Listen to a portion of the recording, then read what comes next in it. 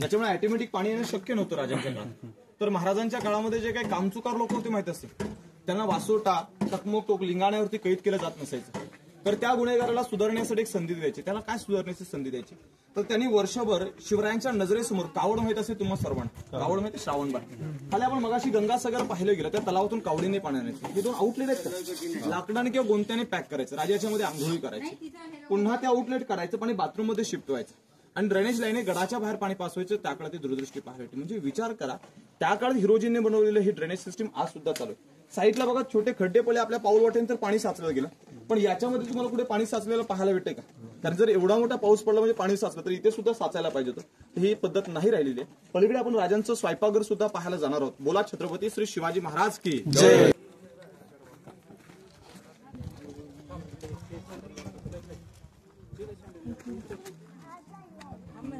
पाठीमागे सर.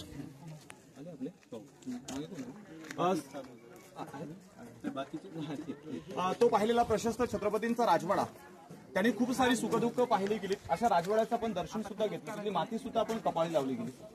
जिथे उभ्या ते राजांचं त्या काळातलं स्वयंपाकघर, शिवरायांपुरतं चुलीवरती जेवण इथे बनले जायचे. हे दिसतं जुन्या काळाच्या दगडी चुली पाहिजे. प्रामुख्याने आपल्या राजांचं जे जेवण आहे त्यांच्या निगराणीखाली बनलं जातं. इतिहास वाचला असेल, ऐकला असेल. आपल्याला सुद्धा एक प्रश्न पडतो की आपल्या राजांचा मृत्यू झाला तरी कसं? काही तज्ञांचं मत आहे की राजांना गुडघ्यारोग झाला, की राजे धावत्या घोडीवरती जाऊन बसायचे, तो पॉयझन झाला आणि महाराजांना मृत्यू पडला. पण याच्या मागचं कारण राजानंतर हा रोग कोणालाच उद्भवला नाही, मग आपल्या राजालाच कसं काय उद्भवू शकतो? तर त्याचा एक इतिहास आहे की आपल्या राजाच्या राजगादीसाठी चाललेला एक संघर्ष होता. संघर्ष काय, तर शिवरायांची इच्छा होती की माझा मोठा मुलगा म्हणून संभाजीराजांना राजगादीचा हक्क देणं भाग होतं. परंतु सोयराबाईंचं म्हणणं होतं, अष्टप्रधानातून सांगण्यात आल्यानुसार, की त्यांचा मुलगा रायगडाच्या राजगादीचा हक्कदार होता. आणि याच कारणास्तव आपल्या राजांना याच ठिकाणावरती वाघाच्या मिशात दुधात भिसळ करून पाजल्याने राजांचा मृत्यू, म्हणजे राजे 20 दिवस रायगडावरती तिथेच आजारी होते आणि तिथेच त्याने अखेरचा श्वास सोडला गेला. हेच ते स्वयंपाकघर होतं, म्हणून महाराजांच्या निगराणीखाली त्या काळात जेवण बनलं जात होतं. बाहेरील 18 पगड जाती सांभाळल्या गेल्या, पण वैचारिक गोष्टींना न सांभाळता आणि महाराजांचा मृत्यू रायगडावरती त्या ठिकाणावरती पार पडला. याच ठिकाणात आपल्याला पाहायला भेटणार तळकोकणातले उखळ भात कांडण वगैरे इथे केलं जात असायचं. या भिंतीना जे काही दरवाजे तुम्हाला पाहायला भेटतात त्याला टहाळणी बुर्ज म्हणतात.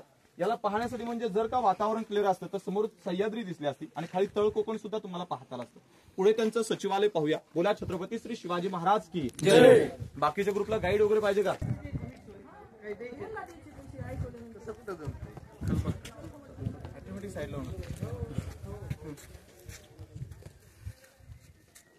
पैशाचं नाव काढलं की सांगितलं चांगलं माहिती, खरी गोष्ट, भारी पॉईंट मारला. बरोबर आहे, जे आहे ते आपण पण मेहनत करतो. बरोबर आहे, ऐकल्यानंतर सर ते बघा, ती विटांची चौकोनी बॉक्सवाली जी खोली दिसते, या खोलीचं नाव आहे टाकसाळ, करंशी छापखान्याची जागा. छत्रपतींच्या कारकिर्दीमध्ये तिथे 4 करंशा सुद्धा तयार होत होत्या.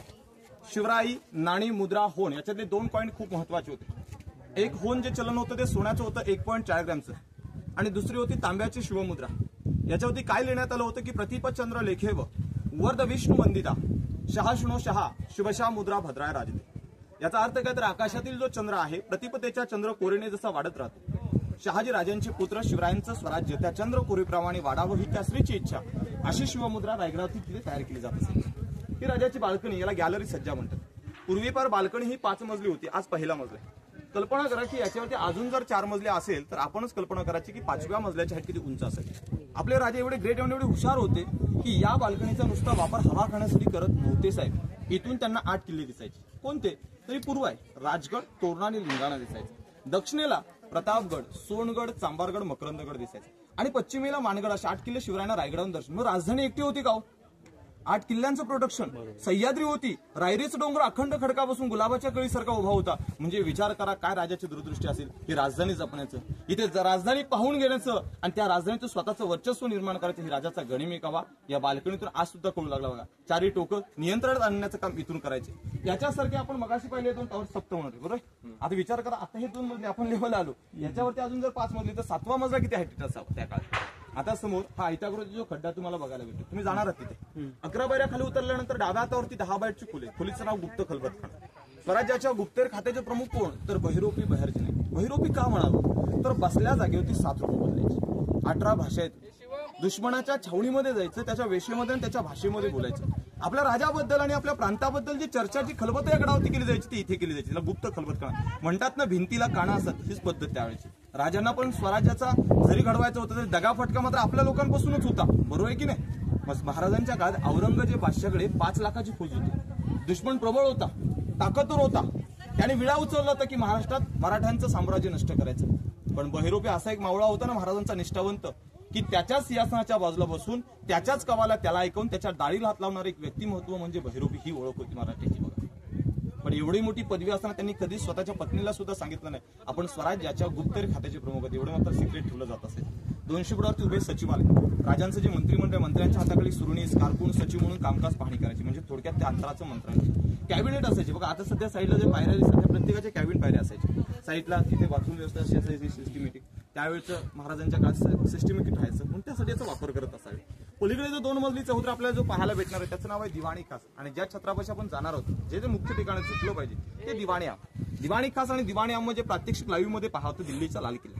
दिवाणी खास लोकसभा विधानसभेचं ठिकाण, दिवाणी आम जनता दरबार सर्वात महत्वाचं ठिकाण. ते पाहूया. पहिल्यांदा आपण खलबतखाना खाली उतरून व्यवस्थित बघून घ्या. मोबाईल टॉर्च लावा, मग पुढचं दर्शन होईल. खालून रस्ता आहे काय नाही बाहेर? नाही. आणि वर कसं निघायचं पण? हा? अरे वर घेत ना कसं नाही? अरे खाली बघून येईल ती खाली जाऊन ते खाली रूम आहे एक बघायला जाईल.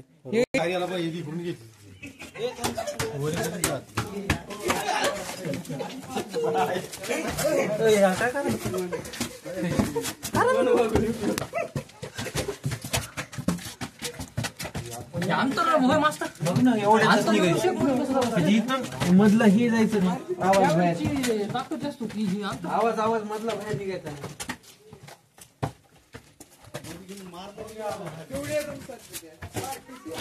थांब एक मिनिट मला बघू दे. चल मग एवढीच रूम आहे. दिसणं झाले काय. चला